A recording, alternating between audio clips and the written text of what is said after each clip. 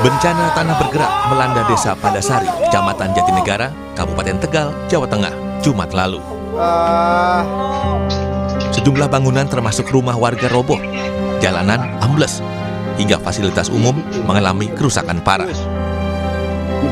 Tanah bergerak di desa Padasari, Kabupaten Tegal juga menghancurkan bangunan pondok pesantren Al-Adalah. Kini hampir seluruh bangunan rata dengan tanah. Sementara seluruh santri telah dipindah ke Ponpes Al-Adalah II yang tidak terdampak bencana tanah bergerak.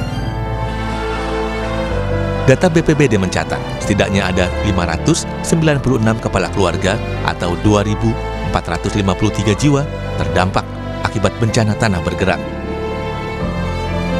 Pemerintah Kabupaten Tegal telah menyiapkan lahan milik perhutani untuk dibangun hunian sementara. Kita ini sedang berproses, Pak. Kemarin kami sudah survei bersama tim teknis dan juga dari perhutani untuk persiapan lokasi huntara, hunian sementara. Kemarin sudah kami putuskan, titiknya ada di sampingnya Ponpes Al-Adalah II yang saat ini menjadi tempat pengungsian santri, Pak. Untuk proses pembangunannya sudah siap, tinggal penentuan lokasi dan proposal kami kirim sudah siap untuk dilaksanakan. Karena huntara ini nanti menggunakan bangunan knockdown, Pak. Jadi akan cepat pembangunannya. Baik. Satu rumah dua hari bisa selesai. Menurut warga, tanah bergerak kali ini menjadi bencana yang paling parah yang pernah terjadi di desa mereka. Selain mengungsi di 8 titik posko pengungsian, sebagian warga mulai mengamankan harta benda karena khawatir akan kondisi tanah yang masih bergerak. Rubuh udah gitu. Roboh, rusak parah. Awal mulai hari Jumat. Hari ini baru kali ini saya kan umur 65 tahun. Baru pernah. Baru ngalami yang seperti ini yang rusak itu semakin parah luar biasa. Sampai itu sampai hampir ambruk. Jadi kali. Wakil Presiden Gibran Rakabuming meninjau lokasi bencana tanah bergerak di Desa Padasari, Kabupaten Tegal, Jumat lalu. Dalam kunjungannya, Gibran memastikan pemerintah akan menjamin hak-hak dan keselamatan warga. Gibran juga meminta warga agar tidak memaksakan diri kembali ke rumah karena kondisi tanah yang masih bergerak. Lapangan yang ada di atas sana sudah tidak memungkinkan lagi untuk dibangun kembali. Karena pada saat saya ke sana ini tanahnya masih bergerak dan terus bergerak. Tadi saya sampaikan di pengungsian yang ada di sana, sekarang prioritasnya adalah keselamatan warga. Akan segera dibangun huntara dan huntap. Relokasinya nanti di mana? Nanti yang menjelaskan Pak Gubernur dan Pak Bupati. Yang jelas sudah tidak mungkin lagi untuk kembali ke atas. Akibat musibah tanah bergerak, lebih dari 2.000 jiwa mengungsi di 4 posko utama. Sebagian di antara mereka kehilangan rumah karena rusak parah. Pergerakan tanah terjadi saat hujan dengan intensitas tinggi melanda wilayah tersebut. Tim Liputan Kompas TV.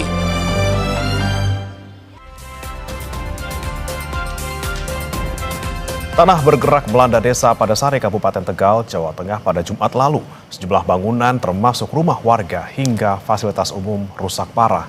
Akibatnya lebih dari 2.000 jiwa mengungsi. Pemkab Tegal pun akan menyiapkan hunian sementara.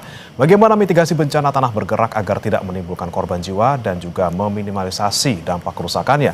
Kita akan bahas dengan sejumlah narasumber yang sudah bergabung melalui sambungan daring. Sudah ada Kepala Pelaksana BPBD Jawa Tengah, Bergas Catursasi Penanggungan, dan Pakar Manajemen Kebencanaan Geologi UPN Veteran Yogyakarta, Eko Teguh Paripurno. Selamat pagi Pak Bergas, Pak Teguh.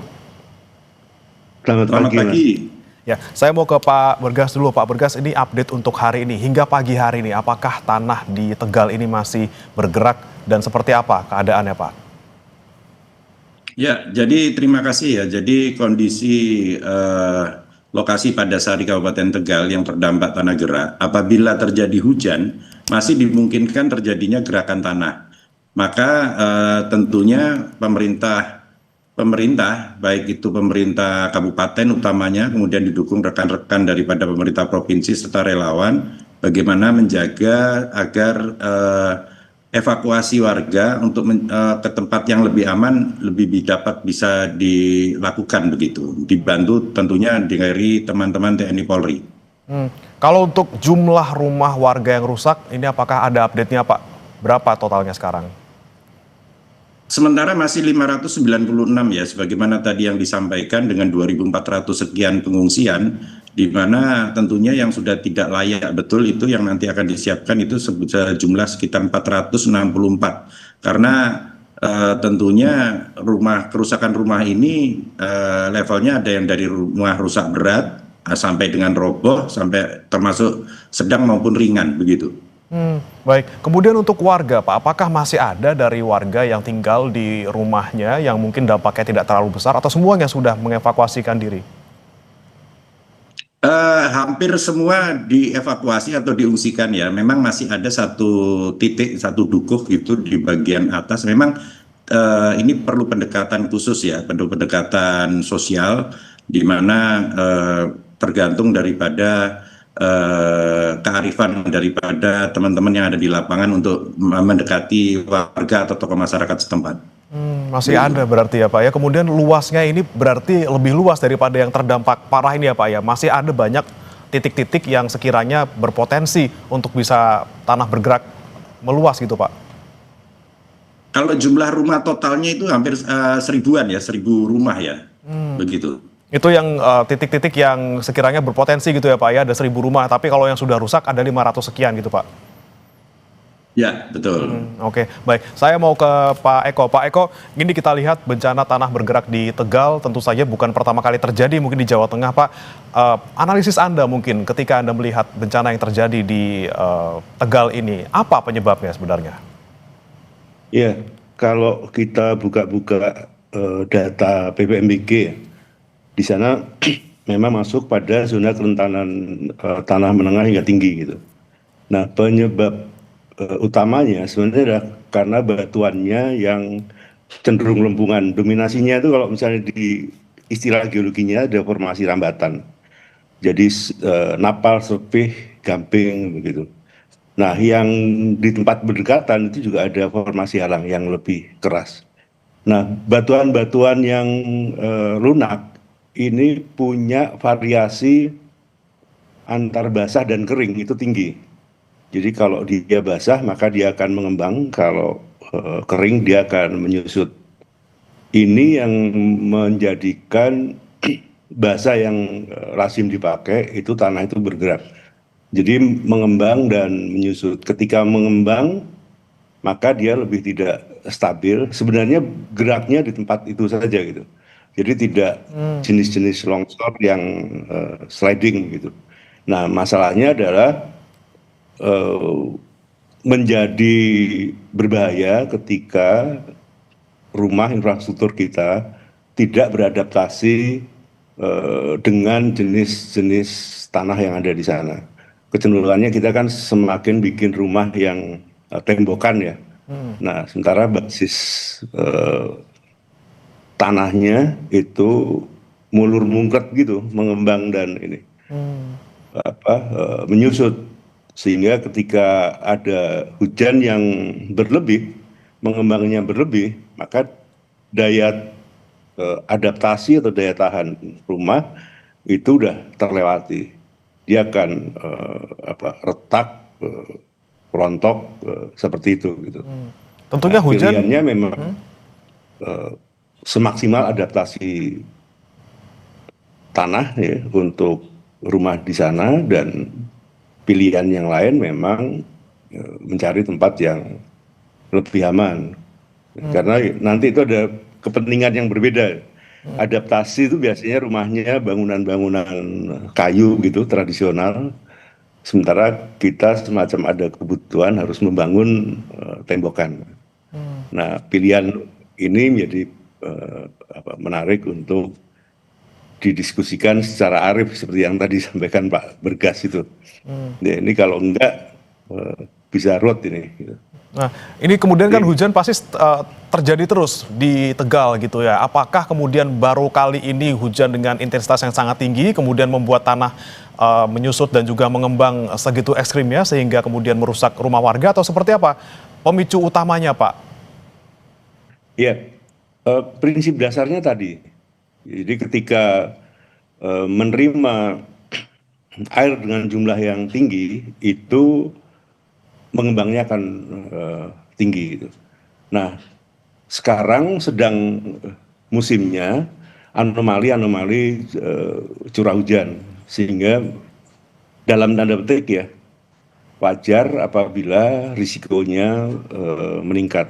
Dan ini akan cenderung meluas dengan intensitas berbeda karena sifat lempung satu titik dengan titik yang lain itu berbeda.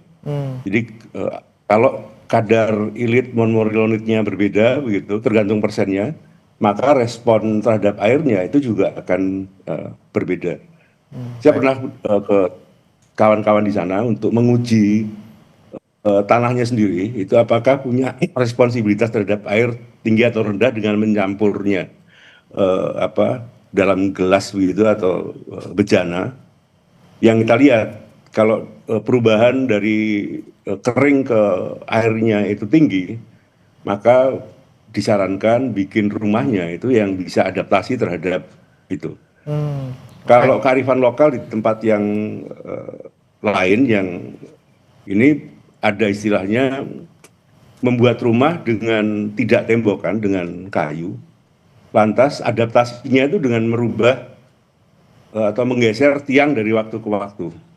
Nah, ini adaptasi yang bisa dilakukan kalau misalnya tidak nyaman untuk pindah. Tapi itu tadi gitu. Rumah yang kita bangun itu harus rumah yang beradaptasi terhadap tanah tempat kita. Baik. Nah, daerah ini tidak harus memerlukan morfologi ekstrim, beda tinggi yang ekstrim gitu. Landai aja udah dia bisa bergerak. Sering kita kejebak pada kalau longsor itu harus miring gitu. Ini tidak harus miring kuat. Jadi undulating ya, landai atau bergelombang itu tidak memungkinkan. Oke, baik. Itu, Mas. Nah, ini yang kemudian saya ingin ditanyakan ke Pak Bergas. Pak, ini kalau kita lihat tadi ada opsi gitu ya, adaptasi rumah-rumah yang dibangun di sana atau ya relokasi sekalian. Opsi mana yang paling memungkinkan mungkin dari diskusi Anda bersama dengan pihak-pihak lainnya, Pak? Ya, jadi pertama tentunya pemerintah mengutamakan adalah keselamatan masyarakat atau keselamatan warga. Maka yang paling memungkinkan itu pertama adalah evakuasi di tempat pengungsian.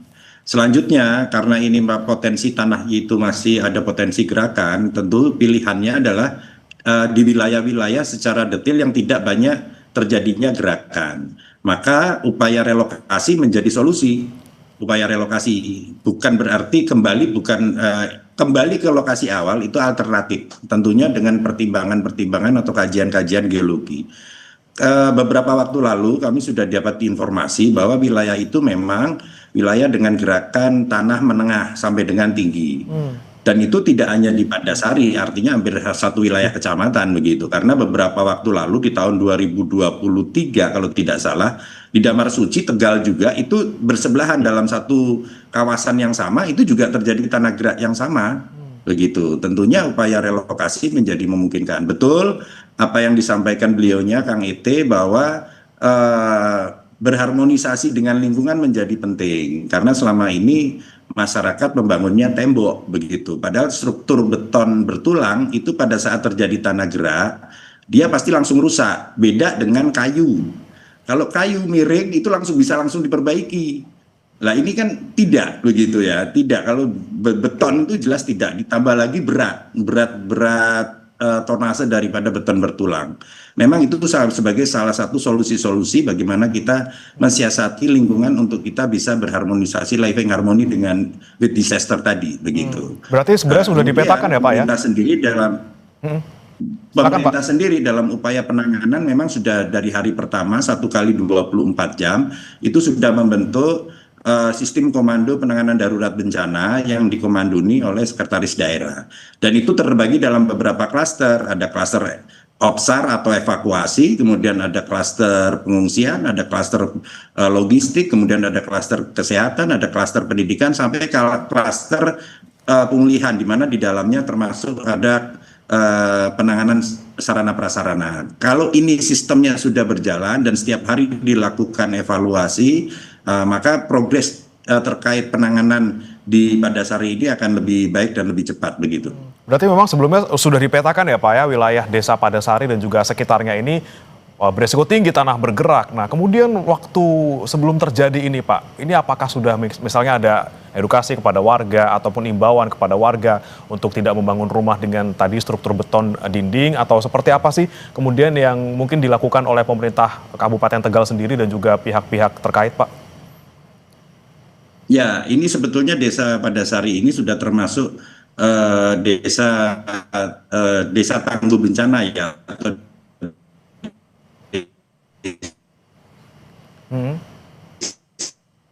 desa yang dibangun oleh masyarakat. Hal-hal seperti ini, maka dari awal itu informasi sudah langsung didapatkan ke kami, kemudian habis itu informasi sudah dapat ke kami, kemudian teman-teman sudah langsung bergerak, di mana warga setempat sudah dengan FPRB-nya itu sudah langsung melakukan upaya-upaya penyelamatan. Dan ini menjadi penting dalam rangka upaya untuk meminimalisir korban, utamanya korban jiwa ya, begitu Mas. Oke, baik, saya kembali ke Pak Eko. Pak Eko, tentunya tadi disebutkan bahwa ini adalah lokasi yang memang rawan, sudah kelihatan dari bentuk batuan di dalam tanahnya seperti apa, sangat rentan seperti itu. Nah, sebenarnya tanda-tanda seperti apa yang bisa dilihat oleh warga sebelum akhirnya rumah mereka tergeser ataupun rusak akibat tanah bergerak? Ya, saya kebetulan pernah ke Dharma Suci ya, yang tadi disampaikan Pak Bergas. Saya ajak kawan-kawan itu melakukan penelitian sendiri tanah di rumahnya. Karena memang satu rumah saja misalnya, itu tingkat ekspansif lempungnya itu bisa berbeda-beda. Di depan rumah, belakang rumah, gitu, itu bisa beda. Jadi bisa depan itu retak gitu, naik, gitu. Yang belakang tidak. Gitu. Nah, caranya dengan tadi saya bilang mencampur, membandingkan tanah kering dan basah gitu, setelah dicampur air. Nah, kalau anomalinya tinggi, perbedaannya tinggi, maka kita perlu berhati-hati. Nah, dengan demikian sebenarnya secara sederhana kita bisa memilih tempat-tempat yang tingkat ekspansifnya itu rendah gitu. Yang kedua tentunya tempat yang ada enggak ya rembesan, gitu, retakan yang kaitannya dengan bidang gelincir gitu. Atau yang lebih lagi kita milih tempat yang jauh dari lereng karena akan ada ancaman.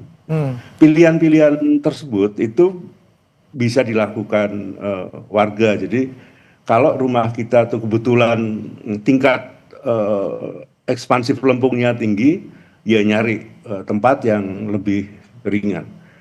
Saya sering bergurau bahwa ekspansif lempung dan tidak itu nggak ada hubungannya dengan kelakuan orang ya. Jadi misalnya, wah rumah dia retak ya, karena banyak dosanya, itu nggak ada. Jadi ini kan sering di daerah sering suka digitu ya. Ini lebih pada sifat tanahnya. Jadi kita bisa mencari. Tapi Pak Eko, punten, kalau untuk tanda-tanda yang awam gitu Pak, misalnya tanahnya sudah ditempati, rumah sudah terbangun, apakah kemudian sebelum nanti tanahnya ekstrim bergeraknya sampai terbelah gitu, apakah mungkin masyarakat bisa merasakan tanda-tanda misalnya goyang-goyang sedikit, atau mungkin ada merasa yang aneh gitu di rumah mereka? Adakah tanda-tanda yang bisa dilihat warga sebelum terjadi yang ekstrim seperti itu Pak? Jadi kalau di daerah-daerah yang lempung begini, ya, tidak seperti longsor yang pada umumnya bergerak cepat gitu. Gejalanya sebenarnya pelan-pelan. Ketika musim penghujan ya akan jejak retakannya ada gitu. Sampai bangunan itu nggak bisa adaptasi terhadap perubahan tanahnya. Jadi kalau kita membayangkan ini tidak sebagaimana gerakan tanah jenis longsor yang cepat begitu, tapi ini ada adaptasi gedung yang sampai titik kita tidak mampu gitu. Karena itu sering ada orang merasa rumah saya nggak apa-apa sih, gitu. Tapi karena mungkin di titik itu ekspansifnya lebih rendah gitu. Jadi tidak cepat ya, tapi prosesnya itu pelan-pelan sampai kita nggak sanggup. Nah, kebetulan kalau penjenuhannya bareng, ya tingkat ekspansifnya sama, maka itu proses itu terjadi pada luasan yang besar dan bersamaan, seperti yang terjadi sekarang. Artinya bangunan itu secara bersama-sama tidak mampu lagi beradaptasi terhadap sifat ekspansif lempung itu gitu. Oke. Tergantung tanahnya ya Pak ya? Kita ya. Iya. Semakin kita sadar bahwa ini terjadi bergerak, maka kita pindah. Tapi jangan lupa ada juga loh yang gablek begitu.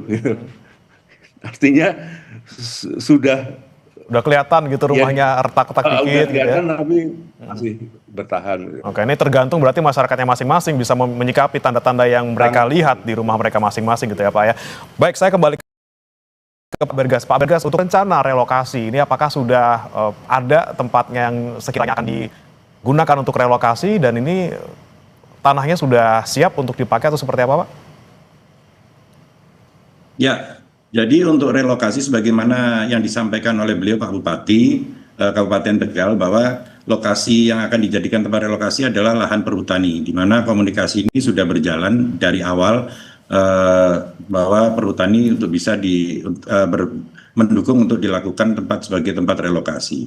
Hanya saja memang perlu ada kajian geologi secara lebih detail lagi apakah lokasi ini aman, karena tadi yang disampaikan bahwa wilayah ini hampir semua memiliki potensi tanah gerak menengah sampai dengan tinggi. Tentunya informasi awal yang kami terima tentunya yang pertama adalah kemiringan tidak sampai, kalau yang tanah gerak ini kan hampir di 30 derajat ya, itu hampir semuanya bergerak. Kalau yang di sekitaran mungkin bisa kurang dari 5 derajat. Nah, itu mungkin lebih dipertimbangkan lebih aman lah. Tentunya ini akan lebih detail lagi, akan dilakukan kajian geologi oleh ESDM provinsi rencananya hari ini untuk memberikan rekomendasi. Itu yang pertama. Yang kedua, setelah pasca lokasi sudah ditentukan, maka yang digerakkan adalah land clearing atau penataan lahan yang harus segera dilakukan, karena apa? BNPB pada prinsipnya langsung Kepala BNPB juga kami sudah komunikasi, sudah setuju untuk segera dilakukan upaya pembangunan. Tidak harus seluruhnya dulu, yang penting land clearing ini bisa dilakukan secara bertahap. Mana yang bisa dikerjakan segera dikerjakan untuk bangunan dari BNPB bisa langsung diturunkan ke sana untuk dibangunkan, begitu. Targetnya kapan Pak mulai dibangun huntarannya kira-kira Pak? Ya secepatnya ya, karena ini sudah pada prinsipnya tanahnya sudah ada. Tinggal ini kajian geologinya. Setelah kajian geologinya selesai, lakukan penataan. Kalau di sini layak, maka dilakukan land clearing. Tentunya dengan menggunakan alat berat. Maka DPU, baik itu DPU kabupaten maupun DPU provinsi, kami sudah koordinasi. Peralatan sudah ready, siap untuk melakukan. Kalau itu sudah bisa dieksekusi, maka dari BNPB akan turun untuk menentukan mana yang harus segera dibangun, begitu. Tentunya secara bertahap karena jumlahnya kan luar biasa ya. Targetnya 464 dulu, dan itu bisa terus berkembang begitu. Tinggal nunggu kajiannya, kalau sudah dipastikan aman semuanya langsung dikerjakan Pak Bergas ya. Terakhir saya ke Pak Eko. Pak Eko, untuk rencana pembangunan hunian sementara ini, kajian-kajian seperti apa yang harus diperhatikan? Kemudian apakah memang harus jauh dari tempat yang sekiranya masih berpotensi tanah bergerak, atau seperti apa kemudian yang harus diperhatikan Pak? Ya, standar yang baik, saya percaya kawan-kawan SDM Jateng, ya, Mas Agus dan kawan-kawan itu paham betul gitu. Tentu mencari litologi bebatuan tempat yang tidak mudah ekspansif, jadi bukan lembungan begitu. Dan memang ini tidak berarti butuh luasan yang besar, titik-titik itu, selain juga ada ancaman terhadap kemiringan lereng, coba itu dihindari seperti tadi disampaikan Pak Bergas. Kalau lebih landai memang cenderung lebih aman, litologinya yang tidak plastis, demikian. Dan yang menarik sebenarnya karena range-nya itu sedang sampai tinggi, dalam tanda petik dimanapun berada, maka adaptasi Huntara itu juga menarik untuk dipertimbangkan. Jadi Huntaranya menjadi Huntara yang beradaptasi juga terhadap jenis tanah yang di sana. Dan saya pikir teman-teman PUPR juga sudah akan menyiapkan jenis yang sesuai. Jadi selain adaptasi atau menata lahannya, memilih tempat, itu juga bangunannya itu yang perlu sesuai. Nah, karena Huntaranya ini barangkali juga tidak model Huntara karena erupsi gunung api misalnya, ya, atau banjir yang waktunya pendek-pendek, ini akan panjang, maka Huntara ini menjadi Huntara yang rada-rada huntap barangkali, ya, yang memungkinkan warga menempati sambil nanti mencari mendapatkan tempat yang sesuai bagi huntapnya. Oke, baik. Intinya selain pemilihan lokasi yang tepat, juga konstruksinya ya Pak ya diperhatikan menyesuaikan dengan kondisi tanah di sana. Terima kasih Pak Bergas Catursasi Penanggungan, Kepala Pelaksana BPBD Jawa Tengah, dan juga Pak Eko Teguh Paripurno, Pakar Kebencanaan Geologi UPN Veteran Yogyakarta, sudah bergabung bersama kami di Sapa Indonesia Pagi. Selamat pagi Bapak-Bapak. Selamat. Kami masih akan kembali dengan informasi lainnya. Saudara, seorang anak perempuan warga negara Indonesia berusia 6 tahun meninggal akibat ditabrak mobil di kawasan Chinatown, Singapura. Sementara ibu sang anak luka-luka akibat kecelakaan.